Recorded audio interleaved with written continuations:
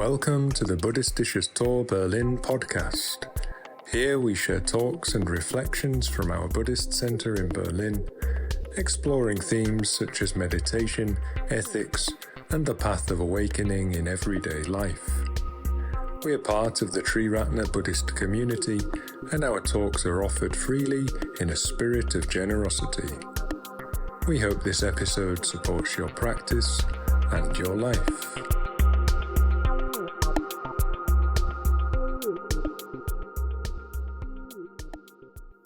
I'm going to just give a brief introduction. It's really nice actually to be standing here at the front of the room knowing I'm not going to be here. Not that I dislike giving talks, but it's nice to know that there are other people who are going to come up and speak instead of me this morning. So I'll try and do my best to keep my opening introductory remarks brief. So I'm going to be welcoming up 3 different speakers this morning, and they're all going to be talking about the topic, why I am a Buddhist. So why I am a Buddhist. And I was just as I was waiting, turning over the term Buddhist in my mind. And the problem when we put ist at the end of a word and turn it into an ist is that it starts to sound like some kind of party that we have to sign up for. For example, communist, capitalist, Marxist, that kind of thing. It starts to get lumped into the same category. And with Buddhism, in some ways, there's no party manifesto. It's not that you become a Buddhist and that means you follow these things and you don't follow those things. In a way, it's more complicated than that, because there are specific things that define what a Buddhist is and makes being a Buddhist unique. But it's not a kind of sign-up in the same kind of way. It's an interesting theme, and one that I think if you do regard yourself as a Buddhist, it's one you have to keep asking yourself. So what is this all about? Why am I here? Why am I doing this? And rather than just giving some abstract explanation of that, what Buddhism is and what a Buddhist is, which we could do, I think it's better that we hear from people who do actually call themselves that or regard themselves as being Buddhists. And not just hearing from one person, but hearing from 3 in this case. If you multiplied that and asked 30, you would probably get very different answers. I think even from 3 we will, I imagine, hear some diversity of understanding of what that means, because it's also personal, it's collective and it's personal.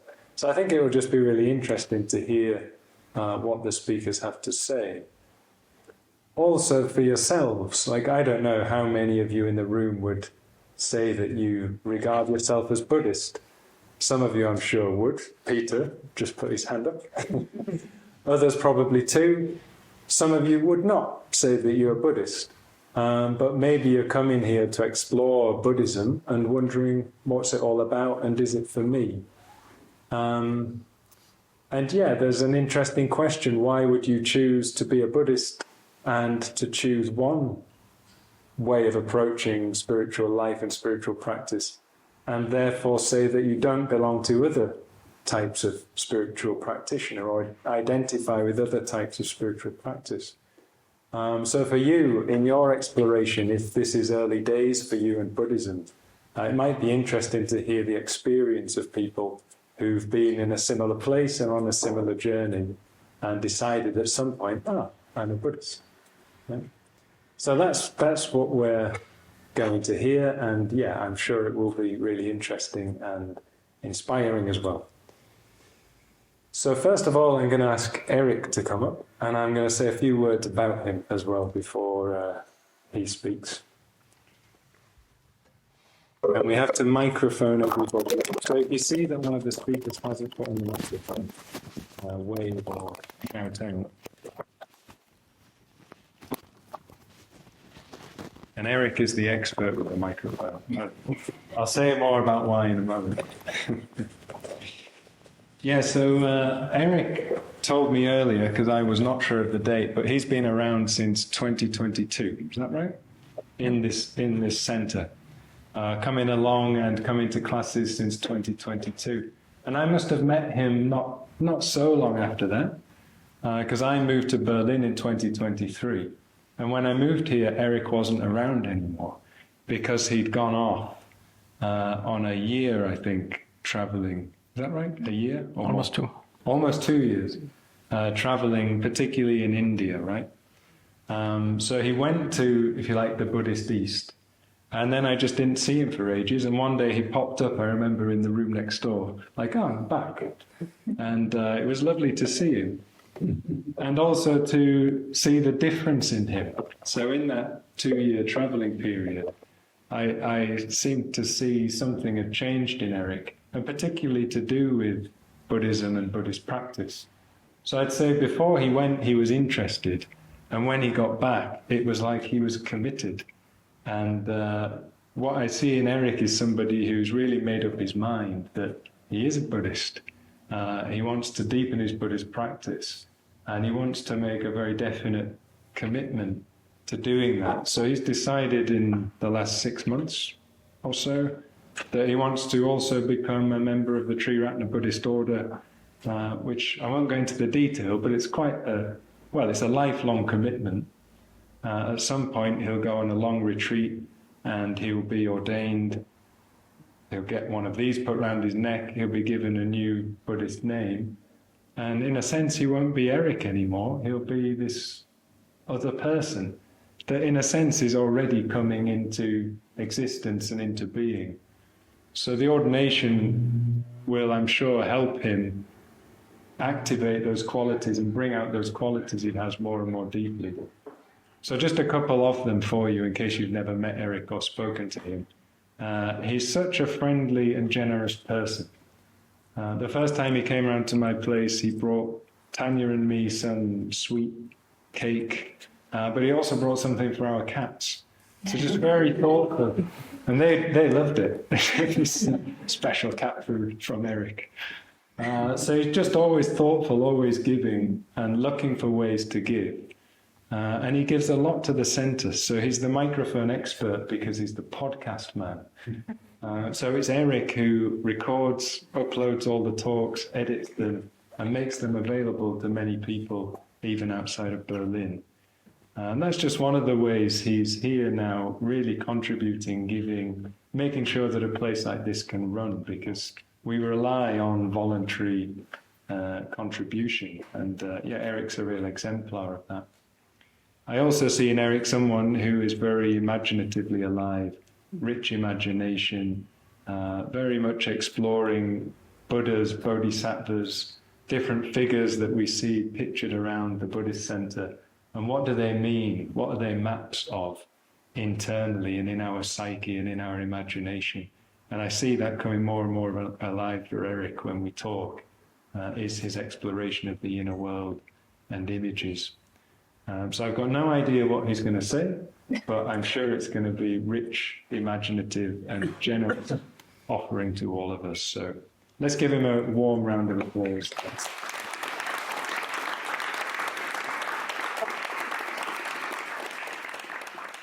Thank you, Padmasagara.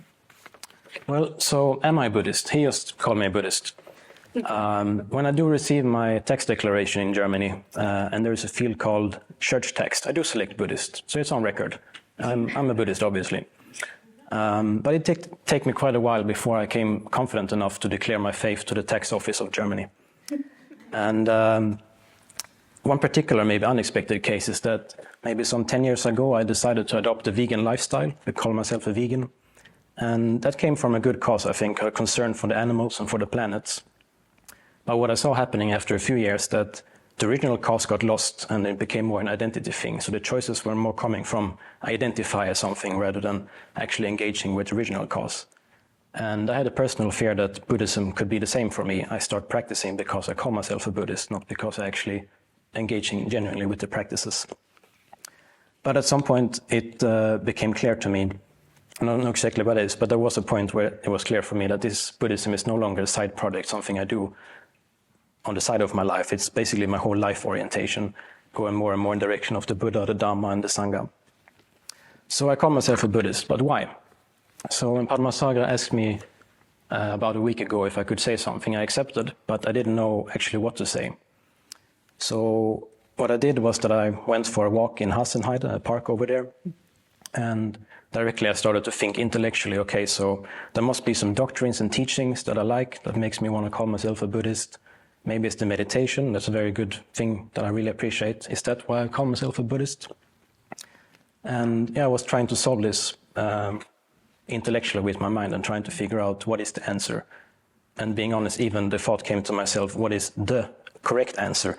And some quotes came up in my head. Bhante Sangharakshita, who started this tradition, he has this quote, going for refuge to the three jewels is the fundamental Buddhist act. It is what makes one a Buddhist.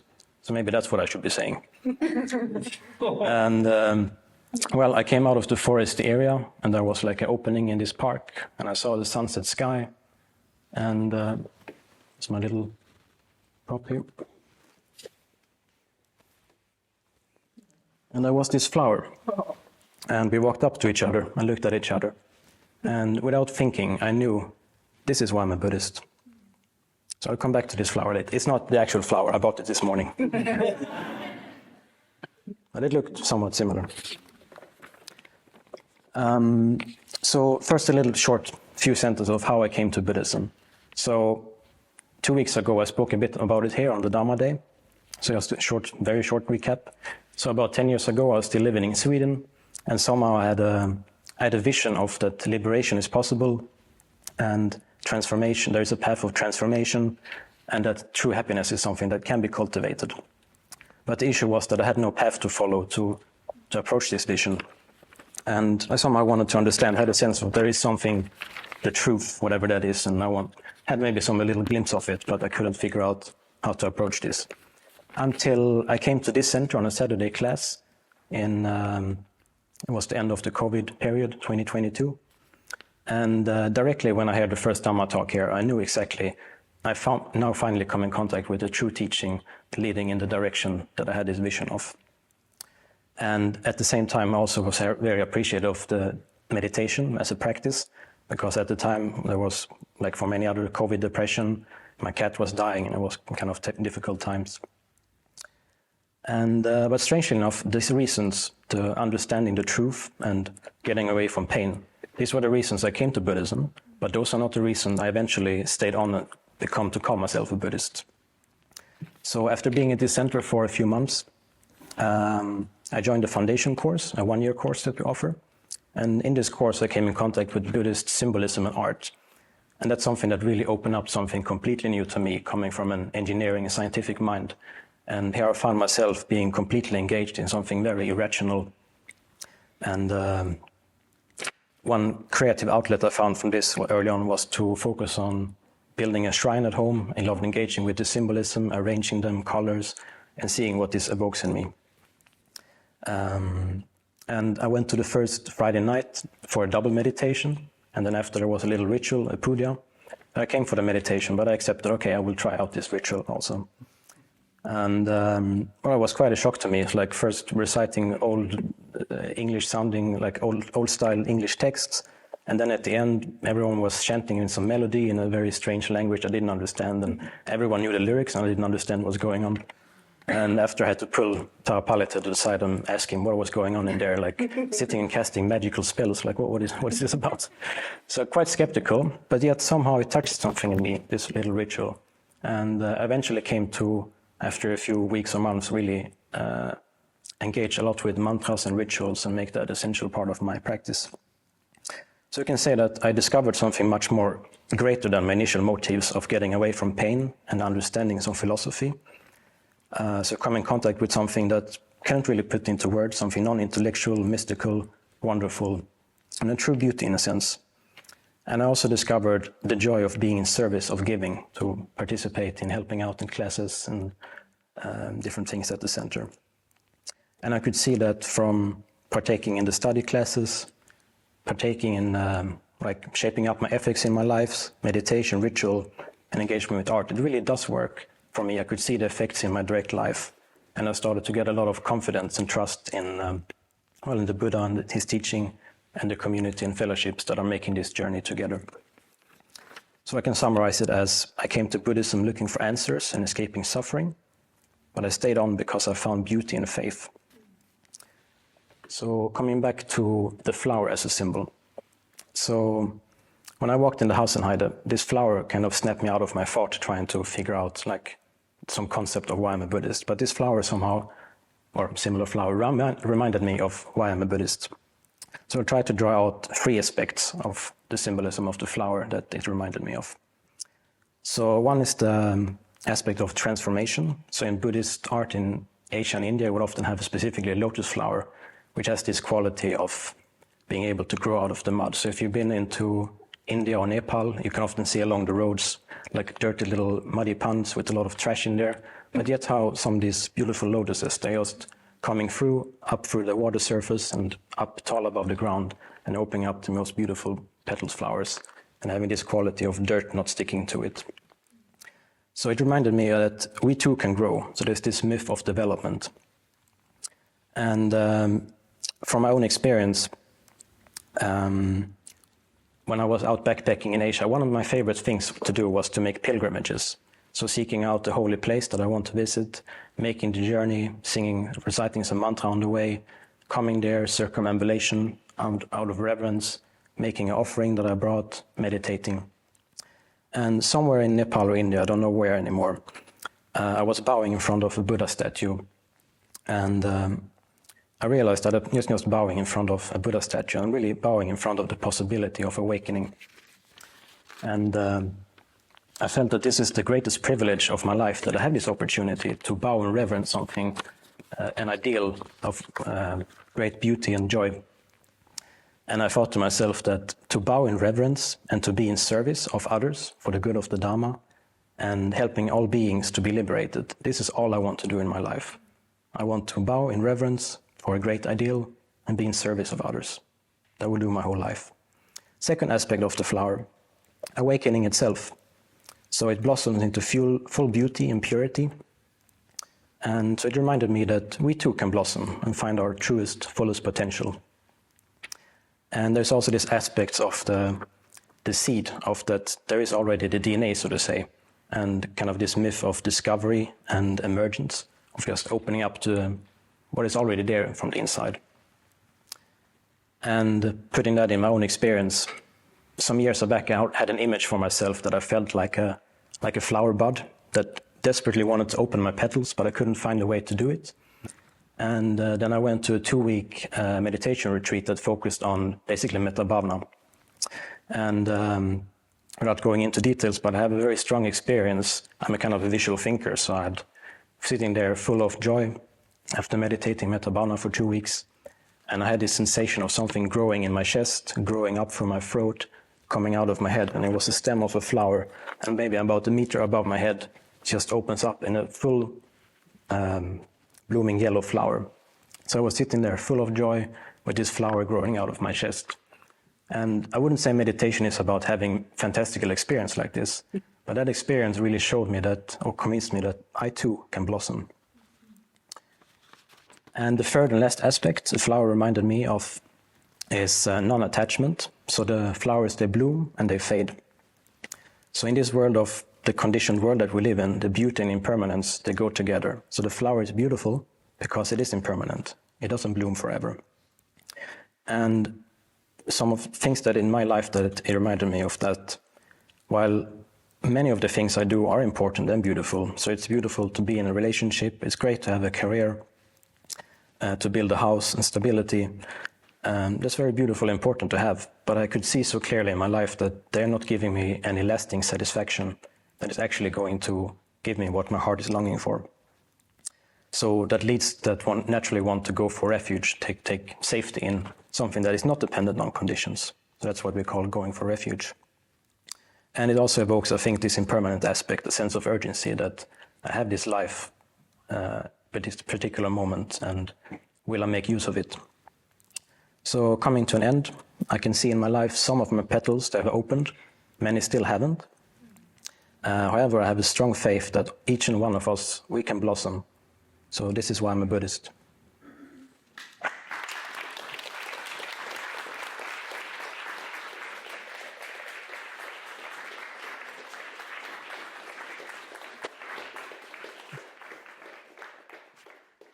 So I imagine Tania feels a little bit time pressured. You've only got 10 minutes to speak. And I kind of also feel time pressured because I've got to say something about my friend Tania in a very short period of time.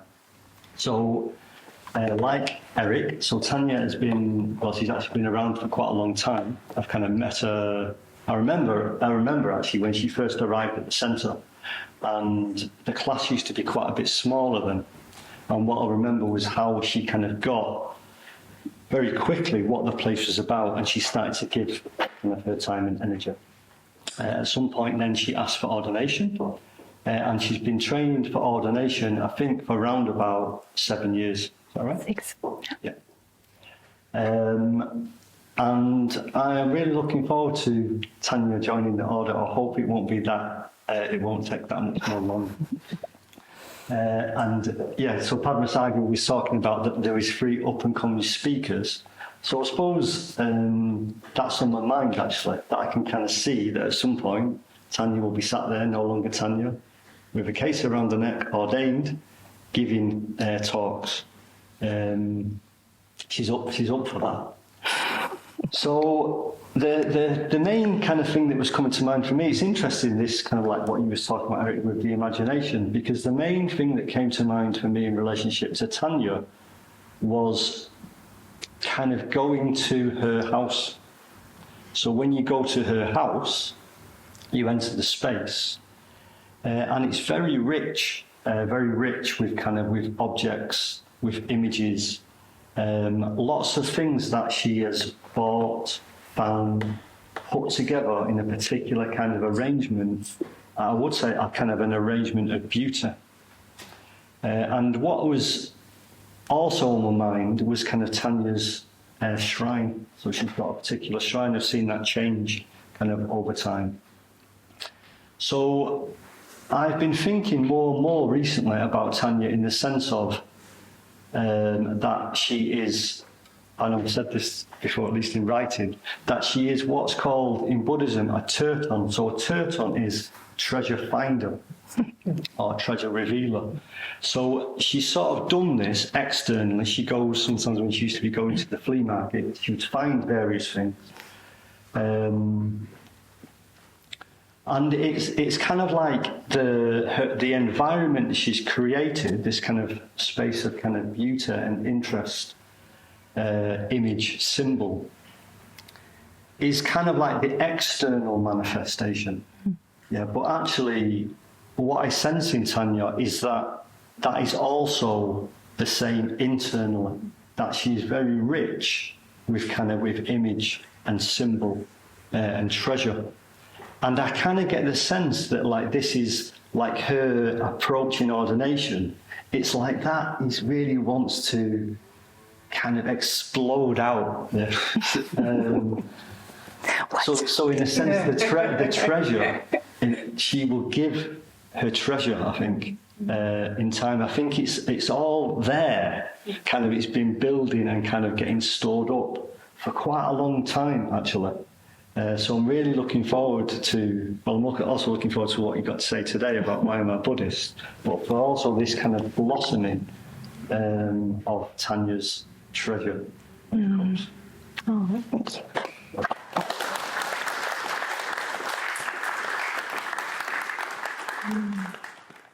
Thank you, Artake, too. Yeah. And yeah, it's a privilege to be speaking. I'm in between the sandwich after your amazing, very inspiring, very moving talk and before Britta. So I'm glad you mentioned my shrine because I brought something from my shrine that I'm going to show in a minute. Because yeah, it's quite challenging to be talking for 10 minutes about the most important thing, not just in my life, but I think in life in general. And the process that I've been through in these few days has been really so many things, so many ideas were coming up. And then you really have to go to the essential and peel away all the fluff, or as you were saying, I had a similar, what is the right thing to say, or the thing that would inspire most or so. And it's just, the answer is just I can only speak for what is most dear to me, what is most moving for me. And I'm mostly moved by images. And so I don't have like so much notes, but I brought this image that is very small. It's the same image that was on the WhatsApp group, if anyone of you have seen it, and I will leave it on the shrine if you want to look at it later. But for the particular aspect of this image, I imagine that even from far away you can have a sense of what I'm going to say. So this is a ink pen drawing from Aloka and depicts the moment when the Buddha is about to get enlightened and is assaulted by Mara. So Mara represents all of the forces of evil that don't want us to progress, to make progress on the path. They don't want the forces that are wanting to keep us small, they don't want to grow somehow. And it's all our own negative emotion, our greed, our hatred, and our ignorance. And so this is what you see, the chaos that surrounded the Buddha in this darker color, so to speak, for the ones at the back. And the white luminous circle is where the Buddha is sitting in meditation. And the interesting things that is happening is all around this aura. So the negative thoughts, negative emotion that may come up are transformed when they touch his aura into flowers. So I guess that for me, all of Buddhism is inside this image somehow, because there is so much in it that can be explored for each of us. I guess it's an image that everybody can relate to. And it's been on my shrine for a while, and it has an effect when you sit in front of it and there's a sort of dialogue with the image. And for me, this is the representation of a piece of Dharma that I'm really fond of, that we often hear. It actually was quoted also last week, which is the phrase coming from the sutra saying, luminous, O monk, is the mind, but it's obscured by adventitious defilements. So adventitious means added on. So there is this luminosity that we see in this luminous circle of the mind of the Buddha. And I really feel within myself this, I really feel seen by what you were describing somehow. I really long for this capacity to be luminous, be fully luminous, and I'm aware, and in these 7 years of practice, I've become more aware of what gets in the way of that luminosity, what gets in the way of my heart to be fully open and expand, what gets in the way of feeling fully connected with people and friends, and people with whom is a bit more difficult. So the reason why I can call myself a Buddhist has to do with this faith in the fact that the Buddha has showed a way and gave us a path, and very similar also to what you were saying, Erik, that there is this possibility. And also for me, so the chaos, the darkness is going on at the same time of the luminosity, so it's already here. And the practice is through meditation, through reflection, through following the intuition that we can feel. I'm sure all of you has had this experience of you hear somebody talking about the Dharma and it really resonates within you, like that's the truth with capital T, and that's something basically. Getting to the point of calling yourself a Buddhist means that you want to do something about that truth that you've recognized. So it's somehow taking action, and that is something that needs certain conditions to take place. So the rest of my minutes, I also want to give the attention to the fact that if I'm a Buddhist today, it's so much thanks to this room that we are all sitting in here now, because I've come in contact with the Dharma before. I've been to a Vipassana retreat about 15 years ago and really responded to the teachings, but somehow coming back, then I had no context. There was no playground to try out the teaching somehow. And it's something that is very difficult to do by yourself. You really need a mirror to see the things that you're maybe getting right or getting wrong in the sense of misinterpretations of the teachings, for example. So for me, the fact that I can call myself a Buddhist today, and I know that this will keep on going on, giving meaning that I'm not aware now, but it's definitely thanks to Buddhistisches Tor, the fact that they started at some point to offer classes in English, the fact that there were people behind this, and not only here, but then you start pulling a condition, and then the whole we can go back to the time of the Buddha, basically, that there is a lineage somehow that is connected to what we are doing here.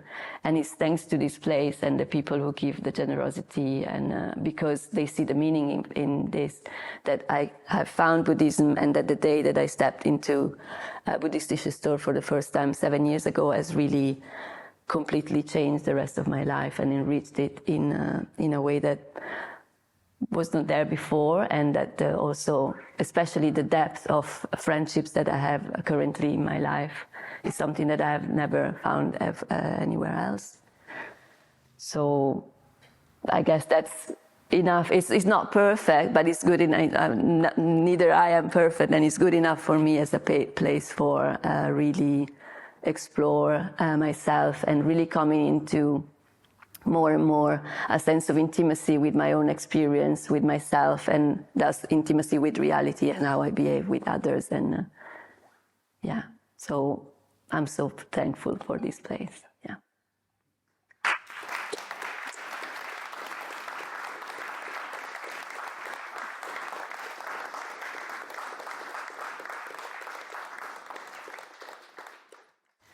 And now we switch. So it's my pleasure to introduce another Buddhist, Britta. I'm really curious to hear what you have to say for us now. Thank you, Tania. Thank you very much. Thank you.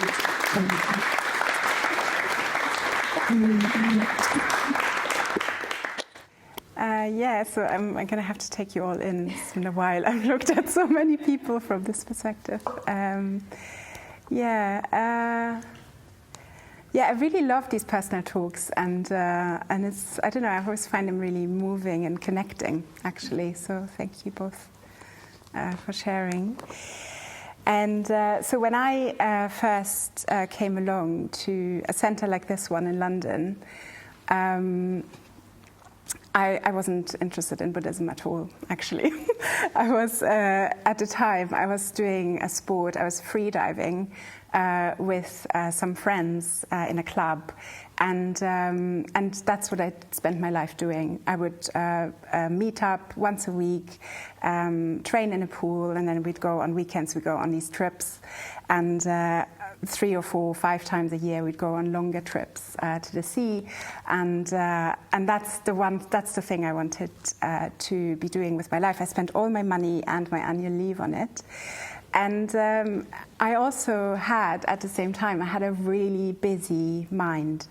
And I convinced myself that the reason I couldn't go any deeper in the water was because my mind was too busy and I needed to do something about that. Okay, so I came to the Buddhist center, ignored the word Buddhist, and just showed up on different classes. Yeah, so a class like this one, I would come to the first part, and then immediately after scootle off.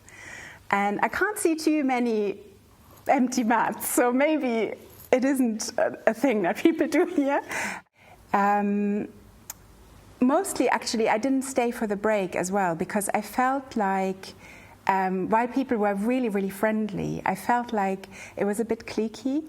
Like people seemed to know each other really well, and that brought up quite a bit of this awkwardness around belonging or not belonging to a place. So on the subject of belonging, I think what I brought at the time with me were 2 themes that weren't so. They were there, obviously, but I don't think I was tapped into them. They were more subterranean. So one big theme was the one of belonging, and or not belonging, rather, and feeling on the outside of things. So I think that's partly because of the way I came into the world and my early life experiences. I often felt on the outside, particularly when I was in a group. So that played out, in my family life. It played out in school and classes and sport clubs, etc. And it also played out in that freediving club, yeah. So that was something I wasn't so aware of when I came, but it did play out in that. And it's quite funny, like I sometimes look at the photos we took. You know, we were on deck, I was surrounded by people right in the middle of it, and I would feel extremely lonely and like I didn't belong. So that was one theme. And the other theme I think I brought was a really sort of very harsh inner critic, and again, I wasn't so aware of that because it was a natural way. The way I was talking to myself was quite harsh, quite probably sort of an internalized paternal voice, maybe. So those were the themes that I brought. And, you know, I wasn't interested in Buddhism, and the meditations, they just didn't have an effect. Yeah, so I would come along, I'd have a meditation, things came up for me I didn't enjoy, I didn't know what to do with that, couldn't make sense of my experience, but then didn't hang around to speak to anyone about it, so I left, and then I was kind of like, oh, maybe I shouldn't, maybe I should go somewhere else, try some other thing, this breathing technique, I'm sure that's going to do the trick, and so on. And then, 4 weeks later, I came back and I felt just as alien as before. And and that sort of went on for a while until I had, well, they call them turning points in Buddhism. And they can be very subtle experiences that sort of make you look a bit more. But in my case, it was a succession of events that happened in my life that just... I think it's Bhante who said that reality is trying to break through into your life all the time. And it was one of these moments, or phases actually, where there was no glossing it over, there was no shoving it under the rug. I really had to look, yeah. It was all sorts of things. And all that is pretty much in a space between 6 to 9 months, yeah. So that happened. And it was very, very hard. So in that moment, I turned to the center where I knew there were kind people. Yeah, so I ended up going there again more often, and I finally ended up on retreat. And I ended up going. And I think because my heart was so tender, and I was in so much pain, like I was receptive, like the teachings really could go in. And I think you both described it as I just knew they were true. And that then ended up changing everything for me. So when I came back, I started to get involved. I came to class every single day, every single evening. I would do a course, another course. And because I was around, people started noticing me, and they asked me to be on teams. They asked me to help out on, retreats and festival days and so on. And friendships started to form. And the difference between the friendships, my other friendships, and the friendships in the spiritual life, I think it's that because they're underpinned by this shared practice, that connects all of us to something like beyond and above us, outside of us, or higher than us, actually. The connections are more deep. I don't know how better to describe it, but it was like basically, someone could be 20 years younger or 20 years older, or from a completely different background, and yet, because we had this shared value system, because we all in Buddhism, they say it very beautifully. They say you place your heart upon the Buddha, Dharma, and Sangha. Yeah, so you place your heart upon a value system that's much more than going up and down on a rope, yeah, in the sea, or some other spiritual fuzziness that's out there. And but it's basically we're all practicing according to the vision, or the sort of interpretation of Buddhism according to the vision of the founder of our movement, Bhante Sangharajita. Because we're all doing the same thing, it's very easy to go deeper together or something. So a couple of things, if I have time, ish. try to be quick. The first thing I learned very, very early on is that there's no right or wrong in the Dharma. Yeah, there's no right or wrong. There are things, there's behaviors and actions that bring you closer towards a more refined state of mind, and there are things that take you away from that. Yeah, behaviors and actions that take you away, and that's it, really. And so that's all you need to do. You just need to practice, which I thought was extremely liberating. And well, until I started doing that, and then that was a different story. But yeah, so the other thing that led on to that, from that, was the realization that I am not stuck with myself. Yeah, I'm not fixed. I can change, and all I need to do, I just need to take the next step, and bit by bit, I can transform myself. So when I said, until I started doing it, I think it's quite a hard thing to do. It's very, very difficult to face yourself in that way. And I think it takes a lot of courage, because it's very hard to admit to myself and to others especially, and to myself, that I didn't behave, in the way I'd like to behave, and that maybe I'm not just this kind human being, but I'm also quite angry, actually, and often full of conceit and full of myself, and maybe not taking others in as much, yeah? So I heard this line somewhere recently that says the teachings are for heroic spirits intended. And I really love that, because I do think it's true. It's quite hard, and it's hugely rewarding. The other thing I realized a bit later on is that this loneliness I kept feeling throughout my whole life is actually an existential one.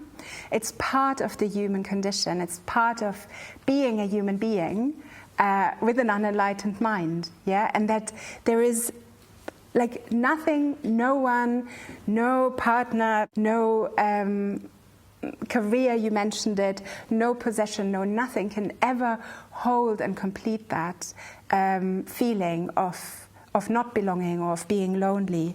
And so it's a deep longing to become more complete and become more whole, and nothing in this world, not even freediving, can complete it. Yeah. Although I would venture to say a good dive comes really, really, really close to that, but it just cannot hold it. Yeah, it just can't. The only thing actually that can hold it, and that can be a container, are the teachings. Yeah, because they keep on giving. They keep on giving. The more I put in, the more I receive, the more I receive, the more I can give. And it's a lifetime's project, and all the while I'm making friends with myself and with all others and everyone else who wants to just take the next step and practice together. So when I was in the water, I thought I wanted depth, but actually I think I wanted meaning. And when I turned towards Buddhism, I got both, yeah? I got depth and I got meaning, and yeah, thank you. I leave it there.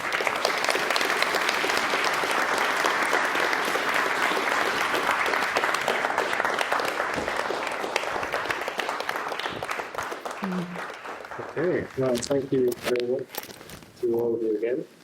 It's interesting how people were saying, during the week I was trying to think, what's the correct thing to say, or what's the kind of clever thing to say, and then having to move on to something else.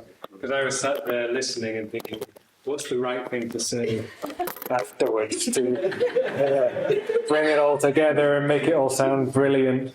And actually I don't need to. Like, I realized listening to them, they've said it. They've said it with the words. Interesting, they all said it with images as well, whether it was a flower, the image of light around the Buddha, or this diving deep for meaning. Images have come up, and that has communicated what being a Buddhist means to these three people. And the other thing they all mentioned in their own way was about community and coming together, whether that's something to serve or something to support, this notion of community and friendship being important to them all. And in a way, that's no surprise that they all say that and that they're all part of this community because, as they've said, that is one of our distinctive emphases, or one of the things we emphasize, one of the teachings and practices we have.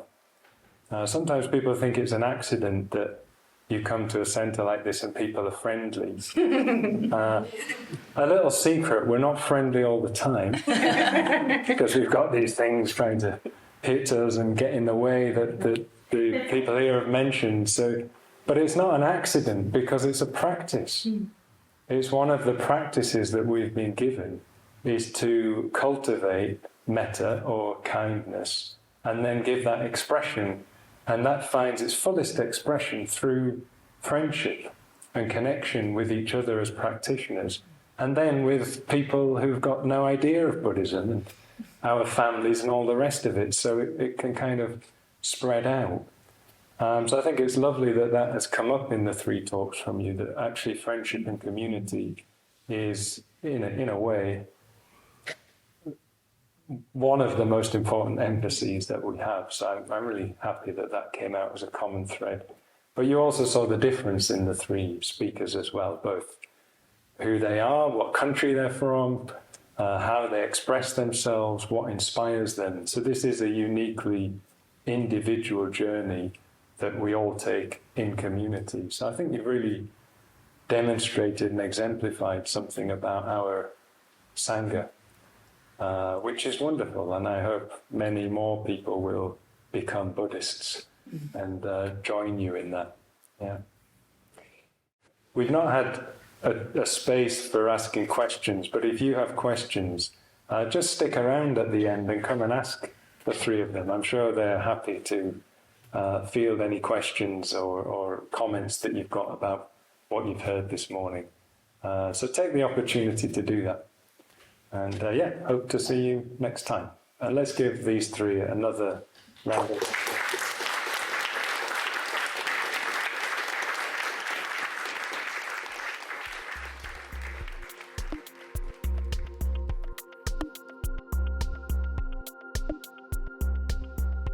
Thank you for listening. If you enjoyed this talk, you are warmly invited to visit Buddhistisches Tor Berlin in Kreuzberg. We offer meditation, Dharma talks, and courses that support practice in everyday life. You'll find more information in the episode description.